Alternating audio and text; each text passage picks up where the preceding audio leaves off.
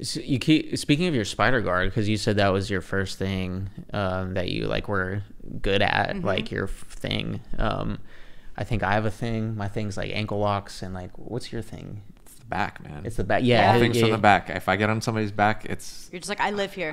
There's my happy place. Yeah. And is that like still your thing? Like, yeah. Do you have like one specific just for people who want to do spider guard?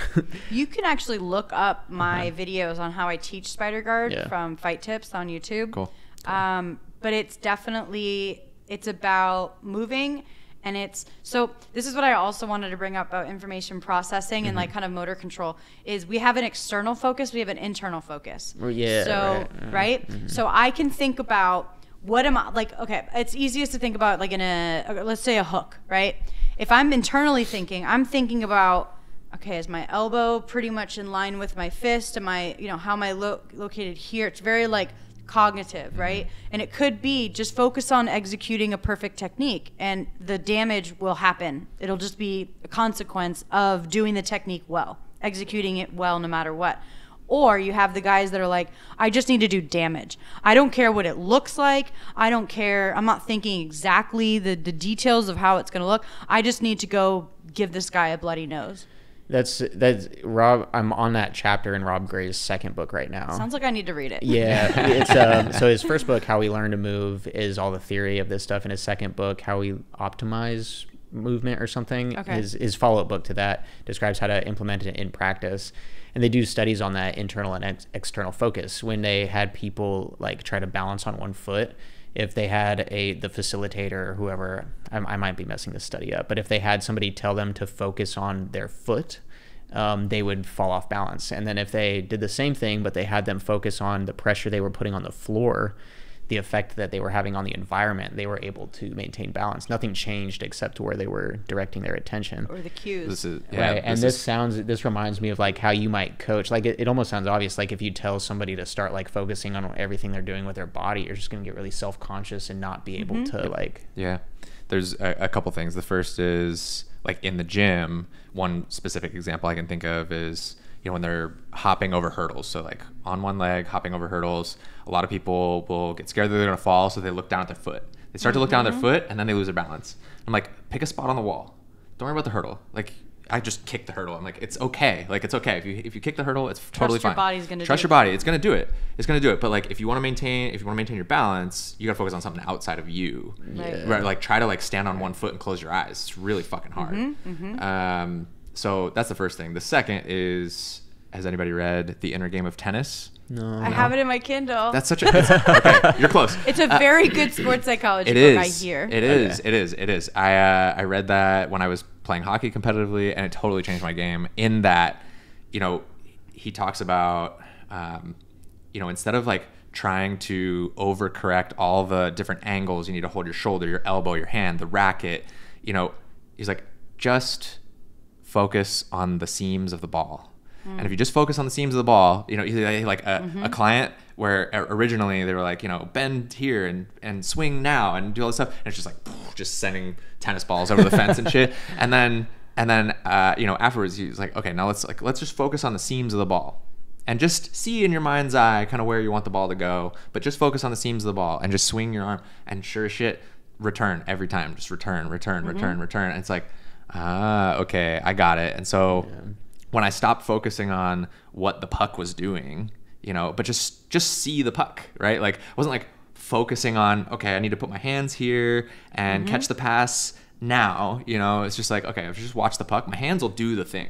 They'll just go to where they need to go. Yeah. It's self-organization. Right? And it's a letting go and acceptance. Yep. A really good analogy that I learned even as a kid. I don't know where I learned it. My sister was always full of like weird facts, but it was, let's say you have a bowl of cereal, and it's pretty like full, and you're walking to your room so you can go play Nintendo 64, and you have it, and you start looking at where the milk is, and it starts going in weight, right? Yes. And then now you're adjusting based on where the milk is going. But the secret is, what's the secret?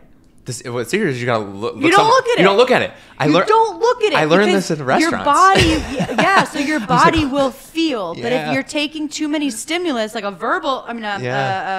visual stimulus, then now you're going to react. You're not going to trust the feel. They tell us like when we're walking with wine on a dish or whatever, you know, there's like, don't look at the wine. Don't look at anything on the plate. Just go to the table, you know, because you start to look at it and you're like, oh my God, what the hell's going on? Making corrections and adjustments. And then you start like amplifying the stuff. Yeah. Exactly. Yep. It never turns out well. Yep. Wow. Yeah. So powerful. Interesting. Yeah. So instead, like, because if you think about it, we don't, you know, let's say we're doing hand fighting. We're not looking at the hands. Mm-hmm. I'm not looking at just the hands. I need to look. I need to look at like the shoulders. The whole body. Yeah. I need to look at like maybe how far their elbows in. Like, are they doing this? Is it going to come up from under? Is it going to come up from over? That's it. That's in this book too. They did studies. Yeah. Sounds like I need to write a book. You should. Yeah.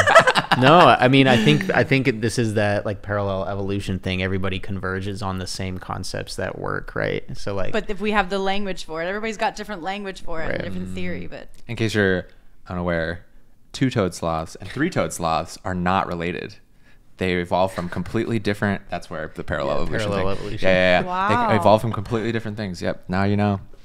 Yeah. But you might. They arrived at almost the same place. Yeah. Mm-hmm. But yeah, you might love the book because they did like another study. He was saying where like they learned that visual acuity, like the 20/20 vision, was not a factor up until like almost being legally blind in sports performance. I forgot if the studies was on like baseball players or something, but somebody could be almost legally blind, and because you're only relying on your peripheral vision for a lot of these sports, because you're not relying on visual acuity, you could be almost blind and still be able to not have your performance affected at all. And he was saying, they did that on like, I think, was it MMA athletes or something where, he gave same examples you were given where, just using your peripheral vision, you don't need to focus on your hands, their hands. It's like you're focusing on the effect you're having on the environment around you, right? Exactly, which is interesting because the ecological is about the affordances and constraints of the task, the environment, and the person. Right. Yeah. Right, and all like that's a lot of information. Mm-hmm. How are you supposed to be like, all right, so I'm going to pass this guy's guard. What are my constraints? And then all of a sudden he changes from a grip up in your collar to like the low collar, low lapel. And you're like, God damn it, now I got to reassess, because things are changed. So that's why we're constantly taking in data. And that's why the blocking or the schema makes more sense because we can categorize. I think of it, SpongeBob. He's got like the file cabinet and he's like, where's the name? And it's like, but if I had that folder that was like guard passes or like you can break it down to like guard passes that go through, guard passes that go around, guard passes that are pressure, hybrid guards. And one of the things that I did when I was teaching back in Niagara Falls is I took 3 jars and I folded up pieces of paper. One jar was submissions, one was guard pass, one was guards. So if you came into an open mat and you're like, I don't know what I want to work on today, you could go and you could grab it out of there and go, I do, deep half. And like, now I got to go deep half and I got to do a triangle. And I got to do an e-slice, And so it's finding those opportunities and being creative. Cool that's that. the gamification. Yeah. That's a cool idea. That's cool. I like that. Me and my friend Will. You need Will. to know the positions. Right. That's the thing, right? Yeah. Me and my friend Will used to do this bingo card thing where we would be watching instructionals and we had like I don't even know. It's probably like a 4x4. Whatever the bingo card is of movements. Oh, my bad. I know because they used to send them to me. Right. Okay. They'd be like, I hit this today. I'm like, yeah, and we would try we would try to like fill up a diagonal. It was just like random moves. Well, that would be cool if everyone had a board and then you went to an open mat and like you had to. I mean, it takes honesty, right? But you have to be able to secure that move, whatever it is. Right. Either you get the tap or you get. You hold it for 3 seconds, whatever it is. That would be really interesting because it takes the focus away from like, am I doing this right? What am I supposed to be doing here? And into like, I'll say, I want you guys to be in someone's closed guard. You have to do a standing guard open and pass. And then I want you to take the back and submit with something. And so the in-between, which is where all the magic happens, that's how you figure it out. And then I call it riffing as well. So I'll say, like, if you're more advanced, let's say there's just a typical knee slice, then I'm going to say, dude, add something in the beginning. add something where it's like you go to headquarters and then or like you're in spider and you have to get rid of spider guard, then you do the knee slice, and then you add like a spinning armbar at the end, or you add something else.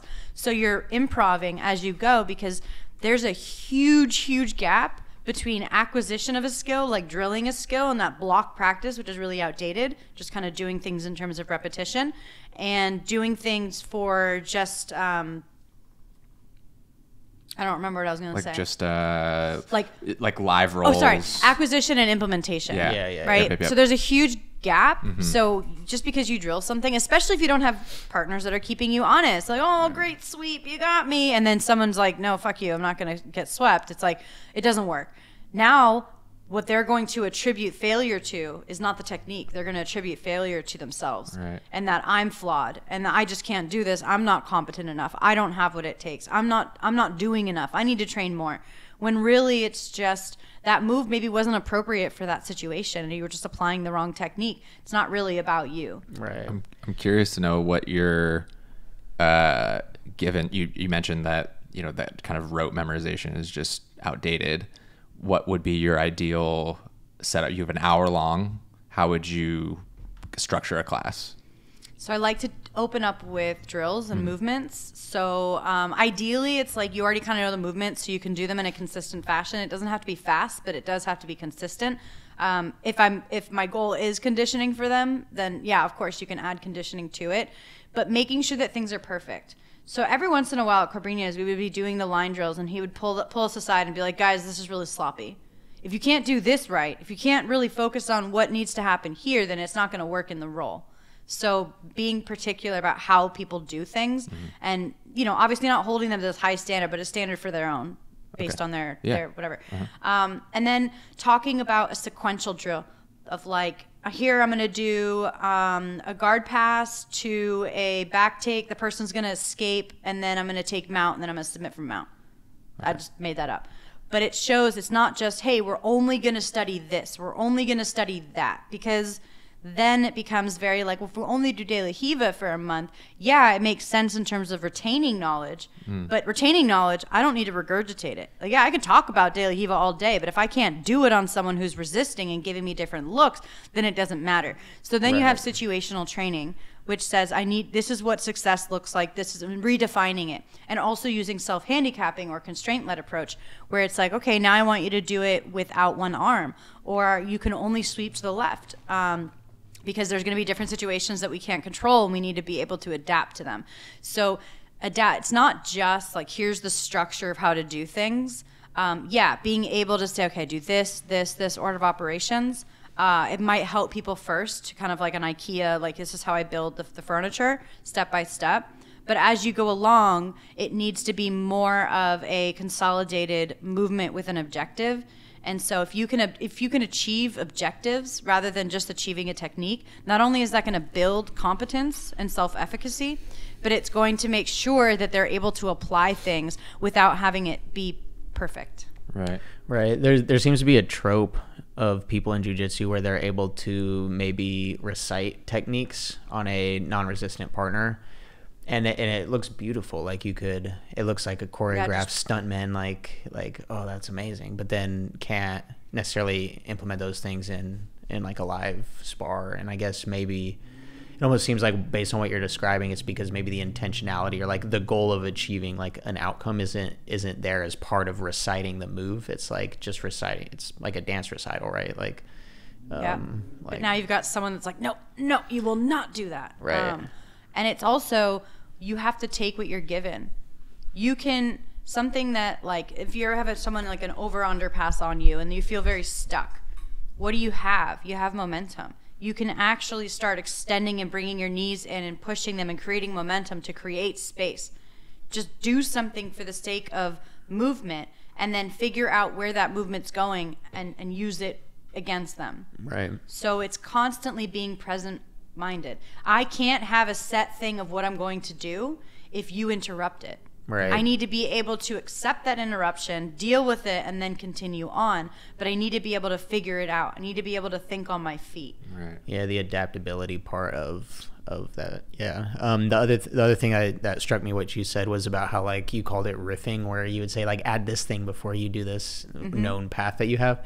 I'm gonna keep harping on these books because I swear this is in that first book. We'll put them too. in the show notes. Yeah, put them in the show notes.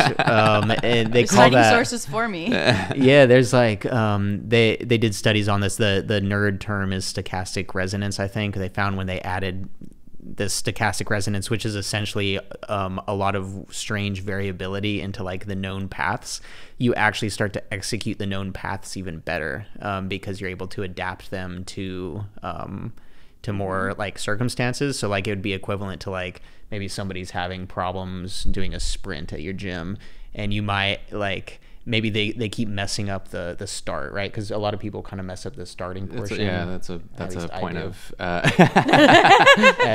and so it might be, I don't know if this would be the exact case, but it might be something like literally making them pirouette before they take off or something. It was these weird things, and it's so fascinating that you have this concept that you call riffing, where you will just add something to the beginning or end, and like how do you make it your own? Right. Otherwise, if you're just doing exactly what someone else does. Like I've had clients come to me and say, no, my instructor said you have to do this and take it to this grip and then this grip. But like if you don't know why, right, you know, really the concept. Yeah. So as long as you know the why, what is that? That's like a Churchill quote or something. A man who has any. Someone once told me never quote. That was you. I'm paraphrasing. Someone once if you have a why, you just quoted. Called out. If you have a why, you just quote it. So I think it was Kant that said everything we say is a patchwork of quotations, so nothing is our own. I'm sorry. Yeah. Oh, we had a conversation like this at Outback Steakhouse. Remember, there's some. Can you make up a phrase that nobody's ever said before? Anyway, sorry I interrupted. But like in what is it? Garden State, when Zach Braffman's sitting on the bed in her bedroom. Who is it? It's Natalie Portman. And Natalie Portman's like, sometimes I just do something that's so weird that's never been done before. Like a weird noise or weird thing, right?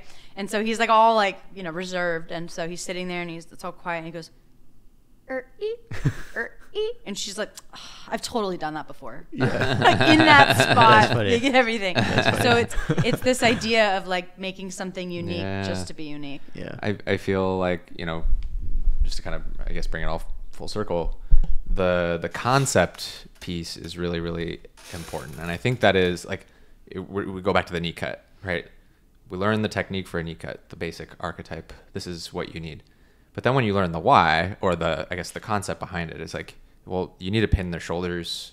And ideally that's with an underhook. You don't really necessarily need the underhook, but it's ideally, if you can get it, then great. But as long as you can pin the shoulders and you can like keep them facing this way and then their knees facing another way, you can find a way out, as evidenced by like Leandro Lowe's low cut, right? Where he's like, he actually didn't go for the underhook at all. He just go like, obviously he would go for the underhook, but if he couldn't get it, then he'd go across the face. It's like, okay, I just need him to look that way. Yep. You know? And so I think that's just to bridge the gap, you know, between all three pieces. And this is something that Josh and I talked about the last time we ran games. But, you know, I think there's a place for that. Okay, we do the technique like this. This is the technique. And then shifting into a more games oriented space where you're like, okay, now we put those constraints on and say, okay, let now get it done, but apply the concept. Yeah, get it done. Yeah, just get it done. Get it right? done. And you know, find out how to do it best for you against this particular person, but then also like run it against different people. And this is something that Aiden talked about on the last podcast. He was like, I'm constantly picking out different partners that are shaped differently because I know they're going to give me a different look, which means I'm going to have to adjust the technique. And so that he's got a more well-rounded profile of that particular, you know, goal that he's trying to achieve. And then moving that from the gamification into like live, like competition-esque rounds where you're like forced to do it against somebody who is unwilling and does not want to participate. That's like, no, thank you. Get rid of this grip. Right. Okay, let's jump into hot takes. Cool. Yeah. So the way it works is I'll give you a prompt. You got 20 seconds to give us your opinion. There's no right or wrong. And based on what you had to say about Jeff earlier, I feel like you're not gonna have a problem with this at all. So as long as it doesn't bite me in the ass. No, I don't think it will. They're innocuous questions. Okay. Joshua, would you mind manning the timer? Yeah, so he'll ask the question, and then I'll say go. Okay. And then you have 20 seconds. I'm going to ask you, the very first hot take is, who is the best competitor of all time and the second best competitor of all time in both the gi and no gi? Go. Rodolfo Vieira is the best, the most consistent to me. And I would say Fionn. Okay. Ooh. Nice. Okay. Okay. Cool. All right. That is not what I thought you were going to say, because everybody we've asked so far has been like Hodger Gracie. Right? I'm like, okay, that's kind of a boring answer. Yeah. So no offense to Hodger. Come on. Come on. No offense to Hodger. I mean, right. Okay. But like he knows already. Yeah. Like, and so that's why I asked who's the best and second best, because I was, based on previous experiences, expecting a Hodger Gracie answer. But I can appreciate the Rodolfo Vieira and Fionn Davies. Yeah. Okay. Ready? Next one. BJJ warm-ups. Go. Drills. Movement drills. Little breakdown micro drills. No push-ups. Nice. You got 12 more seconds. You wanna keep going? I don't know. Just something that gets you sweaty and stuff. Cool. Okay. Cool. That's all I know. That's not my job. Yeah. I want to quote that. I want to quote that. I have a picture of you with a quote over that. Something that gets you sweaty and stuff. End quote. Dude, I had a client do pickleball. Oh, great. Whatever gets you sweaty, dude. Yeah. Very BJJ related. Yeah. Yes. Thinking about all the things I said 3 years ago. Okay, next one. Where is the best jiu-jitsu being practiced right now? Go. I would say Essential Jiu-Jitsu, like New York area. Otherwise, yeah, I don't know. I feel like people would say Texas, but I don't think so. Ooh, why don't you think so? 3 seconds. Because they're not even from there. Ooh. Oh, nice. They're not even from. And you got that in the time. Nice. Okay. Incredible. That was They're great. gonna go here. None of them are from That was there. an incredible. That was an incredible piece. Good job. That was great. Okay, next one. Leg locks for lower belts. Go. Heel hooks. Go. I think everybody should know the mechanics of something and to feel it instead of having it be taboo. Because if you say, no, you can't do that, what do you think I'm going to want to do? Right? If you take something away from me and say, no, you're not there yet. It's like, I'm going to fixate on wanting to be there. So I think everybody should learn right from the beginning. Nice. I love that. That was exactly 20 seconds. Yep. Good job. Next one is B Team versus New Wave. Is that real or fabricated? Go. Oh, that's completely fabricated. And I don't really care about their drama at all. It's the first time we've had somebody say that. Completely fabricated. Wow. Why do you think it's seconds. fabricated?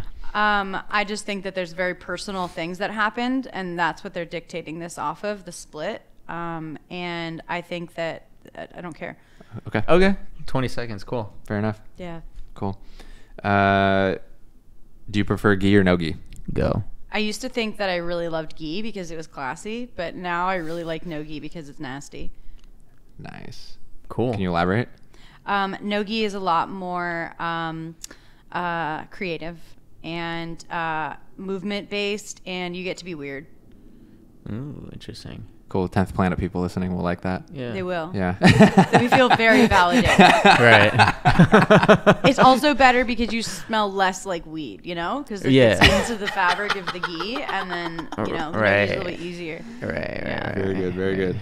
Last one, combat jiu-jitsu. Go. I love it. I wanted to do it so bad. I think it would be so fun. I think about ground and pound all the time. People think that ground and pound is when you get into a good position, you use ground and pound, but ground and pound is great for getting into a better position. And I love to be nasty and make people feel like they don't want to be there. Cool. Nice. Wow. That was a thought good about answer. that before. That's great. I never thought of. I mean, I have, but like, I don't know. Yeah, I want to smack somebody past their guard. Dude, smack them I had a again. friend fight Bia in combat jiu-jitsu. Oh, really? And she was way too respectful. She was too respectful to Bia? And did Bia? Be a beard. Be a beard. Okay. Be a beard. Be a beard. They put it on the not with strikes. It was like pussies. Like, Yeah. make them bleed. Dang. I remember watching. I was backstage because I was supposed to be the first EBI, Uh-huh. and they had one of these matches on the card, and it was like Alimale McFarlane and someone else, and literally like one of the girls, she was going for a knee bar, and the other girl's just like into her ass. It was great. Yeah. Shit. Solid Did it work? entertainment. Yeah. Yeah, Did she get did. out? She got it out. Oh, nice. She got out. Wow. It might just be the jiu-jitsu, but either way, it was just like, you know, Yeah, like just seeing kind that of a bruise. emotional Fucking- yeah. release. Wow. It's cathartic. Incredible. For me, just watching. Yeah. Cool. Let's leave it there. Okay. Before we head out, where can people find you? What do you want people listening to do? So I have my Instagram for my practice, Train Your Mind. Instead of you, it's YA. I'm going to be posting more opportunities for people to learn in terms of webinars. I also have a BJJ Mental Models premium series coming out called The War Within, how to deal with the internal fight so that you can face the opponent that's in front of you. I also have my personal Instagram that has great memes. I'm really great at memes. You should definitely check out my memes. Love it. Already I steal followed. them, but I'm a curator. Yeah. Okay. I'm an Curator art of sorts. Yeah. Yes, Curator of sorts. yes, Got I it. have made my own in the past. Cool. Also, my website, erinherle.com, will have courses soon enough when I can get all of this down on all of that, and you guys can Love it. eat it all up. Cool. Nice. That's awesome. All right. Thanks for listening to another episode, everyone. If you enjoy this podcast, like, comment, and subscribe on YouTube.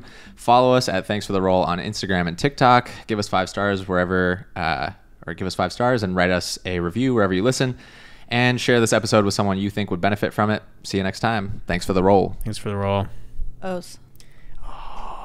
That's a good sign off, though. Yeah, that is a good sign. Yeah. We'll take that. Yeah. Os works for everything. I don't